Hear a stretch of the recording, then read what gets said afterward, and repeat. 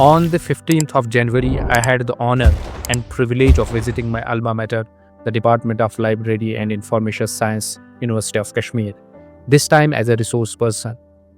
I was formally invited by the head of the department, Professor Sumeer Kul, to deliver 4 lectures to the research scholars on the topic AI-powered biblioscientometric analysis using PyBibX, a hands-on practical session with Scopus and Web of Science data. These sessions focused on hands-on practical training where scholars explored AI-powered workflows using PyBibX, working with real data from Scopus and Web of Science for bibliometric and scientometric analysis. The aim was to connect the theory with practice and research methodology with emerging AI-driven tools. The enthusiasm, participation, and thoughtful questions from the research scholars made the sessions truly interactive and memorable. This visit was especially meaningful to me as I was once a student of this very department during the session 2007-8.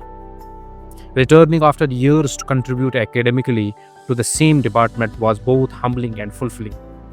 I sincerely thank Professor Sumeer Gul, head of the department, the faculty members, and the research scholars of the department for their warm support, cooperation, and hospitality. This video presents glimpses of the program, moments from the lectures, hands-on sessions, and interaction compiled from short videos and photographs. Older version जो कि 2023 में release हुआ 23, इसको जो develop करने वाले हैं वो ब्राजीलियन रिसर्चर्स टीम है।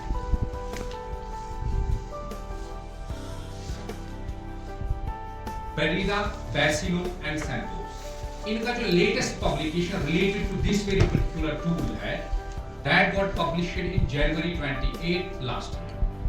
Even though tool has been developed in 23, उसका डॉक्यूमेंट आपको मिलेगा। हमें इंस्टॉल होना चाहिए। एनाकोंडा नेविगेटर हम रन कर लेंगे। ये a bit टाइम लेता है। मैंने कहा कि ये a bit heavy सॉफ्टवेयर है। यहाँ आपको ये ख्याल रखना है कि कैपिटल में आपको चीजें नहीं देनी है। जैसे टाइटल स्मॉल में लिखना है। टाइटल यानी कि अब ये टाइटल जो है डॉक्यूमेंट सेट का उनको एनालाइज कर पाएगा और उसका वर्ड क्लाउड आपको जनरेट करके देगा। टाइटल का भी कीवर्ड, ऑथर कीवर्ड्स का भी, ऑथर कीवर्ड्स है KWA, ऑथर कीवर्ड्स बोल रहा है, और कीवर्ड प्लस का भी यहां आप जनरेट कर पाओगे। यानी कि एक ही कोड में आप 3 तरीके के वर्ड क्लाउड्स एट वन को जनरेट कर सकते हैं। हमने क्या देखा है इन टर्म्स ऑफ ईयर, क्या है कंट्रीब्यूशन। अब ये है bar graph in terms of total number of publication. ठीक है, तो ये आप देख पाओगे या जनरेट कर पाओगे। इसमें आप फिर अलग अलग, ये ओनली ऑथर का नहीं देख पाओगे आप, यहाँ आप देख सकते हो किस का आप देख सकते हो, इतने फील्ड्स का देख सकते हो। Document per year, citation per year, past citation per year, load काज ला आप जनरेट कर सकते हो। यहाँ सोर्स पर डॉक्यूमेंट कितने, सोर्स पर साइटेशन कितने।